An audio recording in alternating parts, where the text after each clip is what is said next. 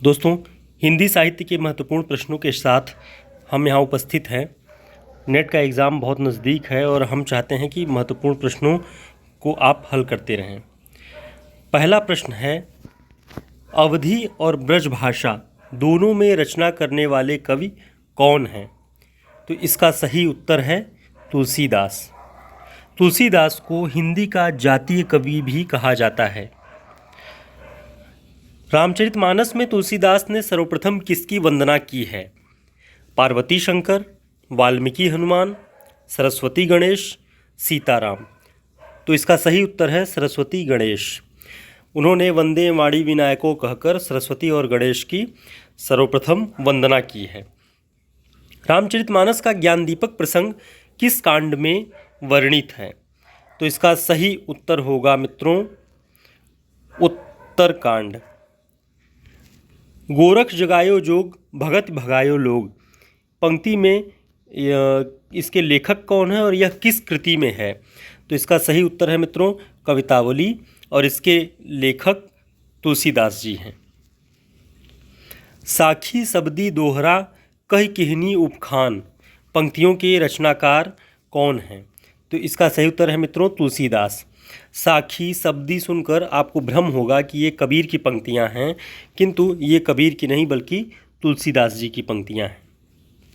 अगला प्रश्न है, कयामत का वर्णन जैसी द्वारा रचित किस काव्य में हुआ है? अखरावट में, आखिरी कलाम में, पद्मावत में, इनमें से कोई नहीं। तो सही उत्तर है आखिरी कलाम में। सुंदरकांड रामचरितमानस का कौन सा खंड है? चौथा, पांचवा, दूसरा, तीसरा। सही उत्तर है पांचवा। इनमें से कौन तारसप्तक में शामिल नहीं है? अज्ञेय, शमशेर, मुक्तिबोध, नेमिचंद्र जैन। तो मित्रों इसका सही उत्तर है शमशेर। शमशेर तारसप्तक में शामिल नहीं थे। निम्न में से किसने प्रयोगवाद को सर्वाधिक प्रभावित किया? तो हम सभी जानते हैं कि अस्तित्ववाद ने प्रयोगवाद को सबसे ज़्यादा प्रभावित किया। नई कविता पत्रिका का प्रकाशन वर्ष कौन सा है? तो मित्रों पिछले वीडियो में हम लोगों ने बात की थी कि नई कविता पत्रिका इलाहाबाद से सन 1954 में प्रकाशित हुई थी। नई कविता के प्रमुख लक्षण हैं, पहला अनुभूति की सच्चाई और बुद्धिमूलक यथार्थवादी दृष्टि। दूसरा शोषित वर्ग की पीड़ा और पूंजीपतियों की घोर निंदा। तीसरा प्रकृति चित्रण और सौंदर्य बोध। चौथा इनमें से कोई नहीं। मित्रों इसका सही उत्तर है अनुभूति की सच्चाई और बुद्धिमूलक यथार्थवादी दृष्टि। नई कविता ने अपनी अनुभूतियों की सच्चाई पर और बुद्धि का प्रयोग, तर्क का प्रयोग पर अधिक बल दिया, जो कि हिंदी कविता की परंपरावादी दृष्टि से काफ़ी अलग थी। इसीलिए इसे नई कविता की संज्ञा भी दी गई। फतांसी के प्रयोग के बारे में कौन सा वक्तव्य सही नहीं है? फतांसी माने फैंटेसी, कल्पना लोक का एक जगत। तो इसका प्रयोग, फतांसी का प्रयोग यथार्थ सृष्टि के निषेध के लिए होता है।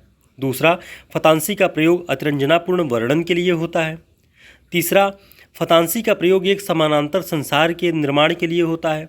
चौथा, फतांसी का प्रयोग सत्य निरूपण के लिए होता है।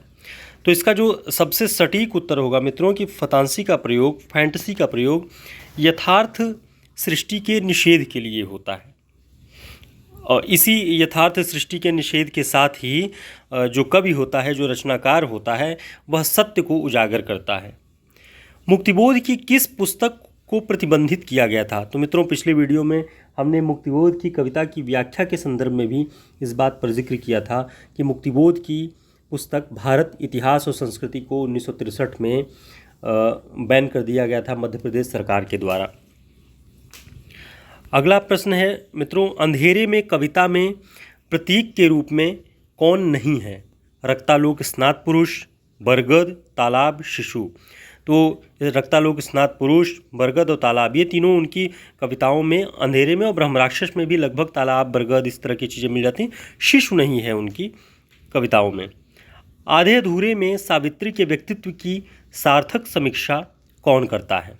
काले सूट वाला व्यक्ति, जुनेजा, महेंद्रनाथ, जगमोहन। तो मित्रों इसका सही उत्तर है जुनेजा। जयशंकर प्रसाद के अनुसार स्कंदगुप्त में कल्पित पात्र कौन सा है? कल्पित खिंगिल, गोविंदगुप्त, बंधु वर्मा, प्रपंच बुद्धि। तो मित्रों इसका सही उत्तर है प्रपंच बुद्धि, यह कल्पित पात्र है। आधे अधूरे अशोक के फूल में हिंदू रीति नीति है। आर्य सभ्यता के उपादान, आर्येतर सभ्यता के उपादान, गंधर्वों की रीति नीति, आर्य और आर्येतर उपादानों का मिश्रण। तो अशोक के फूल में जो हजारी प्रसाद द्विवेदी जी हिंदू रीति नीति की बात करते हैं वह आर्य और आर्येतर उपादानों का मिश्रण है। लोग हैं लागी कवित्त बनावत, मोही तो मेरे कवित्त बनावत, किस कवि की उक्ति है? तो ये इसका सही उत्तर है मित्रों घनानंद। घनानंद ये बात लिखते हैं कि लोग हैं लागी कवित्त बनावत, लोग तो कवित्त बनाते हैं लेकिन मुझे मेरे कवित्त ही मेरी पहचान बनाते हैं। कामायनी में मनु ने श्रद्धा को क्या कहकर संबोधित किया है? तो इसका सही उत्तर है मित्रों बसंत के दूत। मैला आंचल में किसका चित्रण नहीं है? पूर्णिमा की प्रकृति, प्रेम संबंध, जातिवाद, सांप्रदायिक विद्वेष। तो मित्रों सांप्रदायिक विद्वेष की बात मैला आंचल में नहीं है, बाकी जातिगत समूहों की आपसी वर्चस्व, लड़ाइयाँ, ये सारी चीज़ें और बाकी विषय उसमें सम्मिलित हैं। पृथ्वीराज रासों में प्रमुख रस कौन सा है? वीर और श्रृंगार रस, श्रृंगार और भयानक रस, विभत्स और श्रृंगार रस, रौद्र और श्रृंगार रस। तो वीर और श्रृंगार रस का उसमें मिश्रण है पृथ्वीराज रासों में। किस विधा में तथ्य आवश्यक नहीं होते? तो मित्रों इसका सही उत्तर है संस्मरण। संस्मरण में आप अपनी स्मृतियों के माध्यम से किसी विषय पर या किसी व्यक्ति को याद करते हैं। जीवनी जब लिखते वक्त उसमें तथ्यों की आवश्यकता होती है, सत्य जो भी घटनाएं होती हैं उनकी आवश्यकता होती है, यात्रा वृत्तांत में भी आपको तथ्य की आवश्यकता पड़ती है, और रिपोर्टाज एक शैली जो है वो पत्रकारिता की, वो भी उसमें भी तथ्य की आवश्यकता होती है।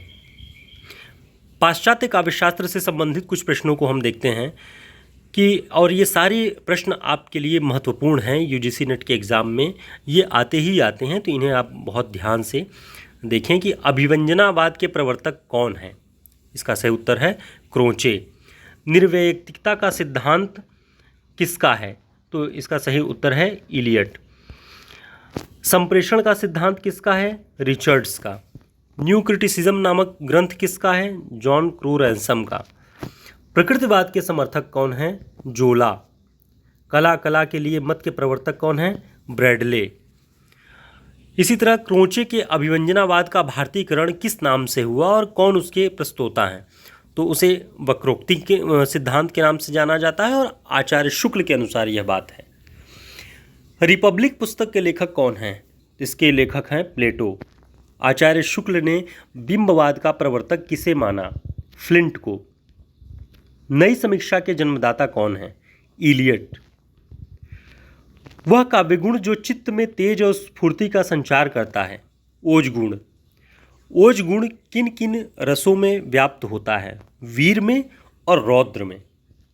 माधुर्य गुण किन रसों में व्याप्त होता है? श्रृंगार और करुण में।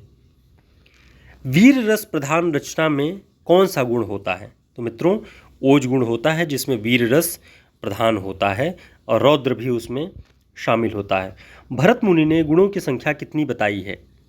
इसकी सही उत्तर है 10। भरत मुनि 10 गुणों को मानते हैं और आचार्य मम्मट 3 गुणों को मानते हैं। रीतकाल के कवियों का अनुक्रम अगर आप देख लें तो ये बहुत छोटा सा और बहुत आवश्यक तथ्य है कि बिहारी लाल का जन्म 1595 में माना जाता है, सेनापति का 1589 में, चिंतामणि का 1609 में, मतिराम का 1617 में और पद्माकर का 1753 में। तो इससे आपको अनुक्रम वाले प्रश्नों में अगर रीतिकाल से इन सभी का आ जाता है तो आप याद रखेंगे, आपके लिए आसानी होगी। इसके साथ अब हम अगले वीडियो में आधुनिक हिंदी कविता और उपन्यासों के बारे में प्रश्न लेकर के प्रस्तुत होंगे। आप सभी को ढेर सारी शुभकामनाएं परीक्षा के लिए। बने रहें, पढ़ते रहें। धन्यवाद।